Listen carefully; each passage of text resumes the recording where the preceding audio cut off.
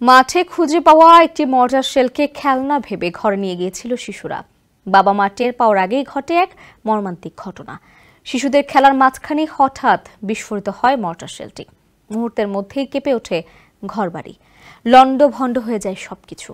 পড়ে থাকা ওই মর্টার শেল বিস্ফোরণে এখন পর্যন্ত 5 শিশু প্রাণ হারিয়েছে, আহত হয়েছে অন্তত 12 জন।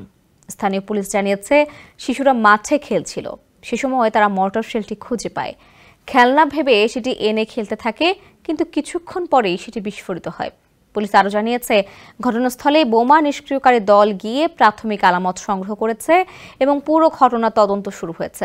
ক্ষতিগ্রস্ত পরিবারগুলোকে সব ধরনের সহায়তা প্রদান করা হবে এবং যারা দায়ী তাদের দ্রুত আইনের আওতায় আনা হবে। শনিবার এই মর্মান্তিক ঘটনাটি ঘটে পাকিস্তানের খাইবার পাখতুনখোয়ার লাক্কি মারওয়াত জেলার শোরবন্দ গ্রামে। দ্য এক্সপ্রেস ট্রিবিউনের এক প্রতিবেদনে এই তথ্য জানানো হয়েছে। বান্নু অঞ্চলের পুলিশ মুখপাত্র আমির খান বলেন, নিহত ও আহত শিশুদের খলিফা গুলনওয়াজ হাসপাতালে নিয়ে যাওয়া হয়েছে। আহতদের জরুরি বিভাগে চিকিৎসা চলছে।